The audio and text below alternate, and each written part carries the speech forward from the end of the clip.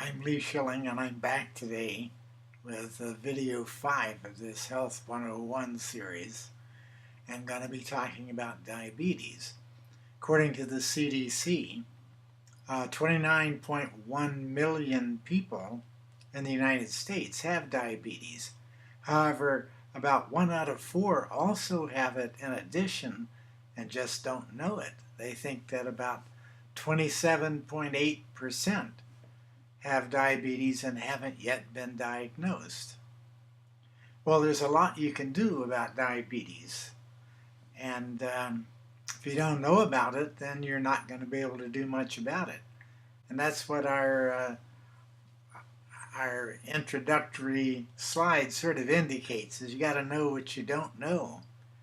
And anyone today who is 16 has a 1 in 3 chance of becoming diabetic during your lifetime.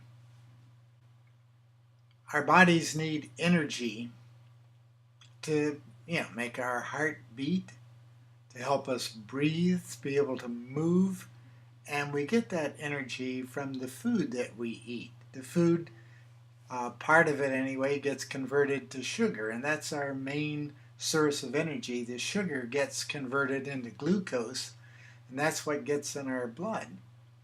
And that's what then goes from our blood into our cells to help the cells work. In order to do that, however, you need to have a hormone called insulin, and that's what helps get the sugar into the cell. There are times when you don't have insulin, and there are times, and I'll talk more about that later, and there are times when the insulin just doesn't work. And when those things happen, that's what we call diabetes. I'm emphasizing 1 in 3, 16 and under, will develop diabetes sometime during their lifetime. So let's learn a little bit more about diabetes. It's a myth that sugar causes diabetes. Many people think that the consumption of high carbohydrate foods or foods high in sugar are the cause of diabetes.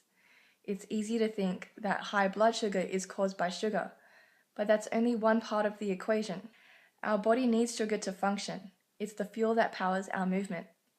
The problem is when the sugar can't get into the cell and therefore stays in the bloodstream. The way that sugar gets into the cell is through insulin. Insulin is the key that unlocks the door to the cell so that the sugar can get inside. Imagine you are going to the front door of your house with your house keys. However, you find that you can't unlock the door. There's nothing wrong with your keys, but you find that there's something jammed inside the lock. There's chewing gum in the lock. When a person has diabetes, the person's insulin isn't working. The glucose can't get into the cell. But why is this? It's because the person's cell is clogged with fat, in the same way that the lock is jammed with chewing gum. My name is Dr. Michael Greger, founder of the nonprofit website nutritionfacts.org. Every year I read through every issue of every English language nutrition journal in the world. What's our number 1 cause of death? Number 2 cause of death? Go down the list. These are largely diet-related diseases. The foundation of these theories tend to be that, carbs are bad because they increase insulin production. And insulin, having high levels of insulin associated with cancer, associated with lots of bad things. But meat is insulinogenic. There's a paper by Holt and colleagues, 1997, American Journal of Clinical Nutrition, called, in fact you can look it up, it's probably free by now, Insulin Index of Foods. It went through about 50 different foods, and eating beef causes a greater spike in insulin than white potatoes and white pasta and and white rice. More insulin, and if that's the villain, right? Then you'd stay away from the meat. What causes insulin resistance? It's intramyocellular lipid. It's fat that's inside the muscle fibers that interferes with insulin signaling such that your body has to keep pumping insulin to try to force it into your muscles, which use about 85% of your blood sugar. Your blood sugars rise because they can't enter into the cells, and not just any fat, but particularly saturated fat is toxic. It's called lipotoxicity. And that's the term that's used in the literature to describe the effect that saturated fats have on the insulin, on producing insulin resistance. Back in 1927, they took these medical students, put them on a high-fat diet, and within days, their insulin sensitivity dropped. They had twice the blood sugar spike to the same meal. Your fat cells actually fill up with fat. They swell. You don't get more fat cells. They just get bigger. And when they stretch to a certain point, they start spilling fat over into your bloodstream, and that gets lodged in your muscles, and that can spill over, get lodged in your liver, and cause insulin resistance in your liver, make things worse, and then can actually lodge in the pancreas, in the insulin-producing cells of your pancreas, and then you can actually get that same lipotoxic, that fat toxicity, in your pancreas that reduces, eventually, reduces the amount of insulin you can produce, and then you're in, florid type 2 diabetes, which is the number one cause of blindness, number one cause of non-traumatic amputations, number one cause of kidney failure in this country. These are horrific complications. And what does modern medicine have to give them? Just trying to reduce the complication rate. Just not treating the underlying cause. So we have diabetes resulting from not having any insulin being made by the pancreas. That's called type 1. Used to be called juvenile diabetes, and we have insulin being made but unable to signal the cell, referred to as insulin resistance, and called type 2. It's formerly called adult onset diabetes. And I mention this because these are names you may hear, and it becomes even more clear what they're referring to. Another diabetes, insulin resistance, occurs with pregnancy, and that's called gestational diabetes. It ends after pregnancy, but half these women will ultimately develop overt diabetes sometime during the rest of their lifetime. And diabetes has been referred to as an incurable chronic disease. Recent studies, however, have shown that may not be true, and we'll talk about that in a few minutes. No one would volunteer to become diabetic because it causes a variety of other diseases by affecting our blood vessels. Diabetes is the leading cause of non-traumatic lower leg amputations, and also the leading cause of newly diagnosed blindness. So, how can you prevent it? Diabetes is also the leading cause of kidney failure. How can you reduce your risk of getting diabetes and avoid all those comorbidities? First, for a week, just think about what kind of foods that don't use animal products or processed foods or any meat, dairy, or eggs, of the things that are left, what would appeal to you and make for comfortable, enjoyable meals? Well, take 1 week to do that and write down all the ideas you have for, say, breakfast and lunch and dinner, and then try to use these meals and take 3 weeks to get used to them. That's how long it takes for your taste buds to become accommodated to these new tastes. And it really works. Dr. Neal Barnard has written a book about how to do this, Reversing Diabetes. And Dr. Barnard also, in his book, has some helpful ideas about how to accomplish all of this. This cartoon suggests that it would be extreme to be scientific about trying to avoid diabetes. But if you could avoid it and didn't, that also would be very extreme.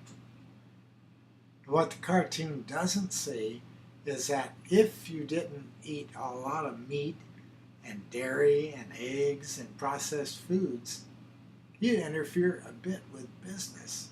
And some people don't want that. I happen to think that's somewhat extreme also, because we need to help you look after your health. That's our job. Well, by eliminating processed foods and foods derived from animal sources, as well as oils, I haven't said much about oils, But oils have 9 calories per gram. Sugar has only 4. And if you can limit your calories, you're going to lose weight. And if you eat just whole food, plant-based nutrition, it fills you up and you don't go around feeling hungry all the time. It's worth trying. As a matter of fact, people who get diabetes usually are overweight. If they go on a diet and lose some weight, the diabetes gets better. This way it'd be better just never to get it in the first place. If you do eat this new diet, you're going to have plenty of protein, but you won't have plenty of vitamin B12, so you'll need to take a B12 supplement. And you can get that at a drugstore or online, and it's not very expensive. You should let your doctor, your own personal doctor, know if you're changing your diet, especially if you're taking any prescription medicines. Sometimes that would change the dosage. A relatively new test called hemoglobin A1C. And what this does is to tell you what the blood sugars have been over a period of time, and in this case 3 months. When you get a regular blood sugar test, that tells you just what's happening immediately, right now. And so it's good to know how you've done for the past 3 months.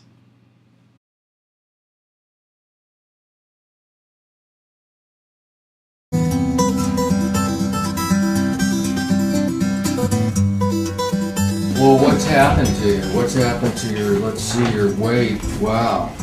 You've lost 25 pounds. But So you're not taking anything I'm not for your taking diabetes? I'm not taking anything for my high blood pressure, nothing else. And I feel good. Discontinued your insulin.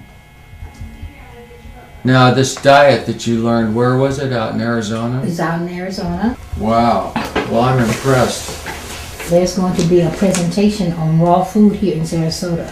I will find out where it's going to be and call it into you. Okay. Because I plan to be there. So I'm going to see if I can be a support person for those who want to learn. Because there's so many people now all over the country who's plagued with this Everybody. thing. I mean, you can chase them around with medicines and try and get it down. You're just chasing your tail. And this video is part of an hour video about a group of diabetics that took part in a study to reverse their diabetes by eating just whole plant-based foods. And they did this for 30 days. What I'm showing in the video is just a very small portion of the hour-long movie, and that's available free online. The website will be one of those recommended at the end of this talk. Some Canadian researchers found that not only did diabetics accept decreasing meat in their diet and following a plant-based one, it also helped their diabetes. The researchers thought this should become a standard part of the education and treatment for anyone with diabetes. That's not true yet in the United States, but maybe it soon will be. The more we learn about these things, the better off we're going to be. And in med school, doctors aren't taught much about nutrition, so any books that you get, any information that you want to share with your personal doctors, that might be very helpful. So this is the end of the diabetes talk. Next time I'll be talking about cancer. If you have any questions, certainly send me an email, and the email address is at the bottom of the slide. Well, thanks for your attention. See you in a week.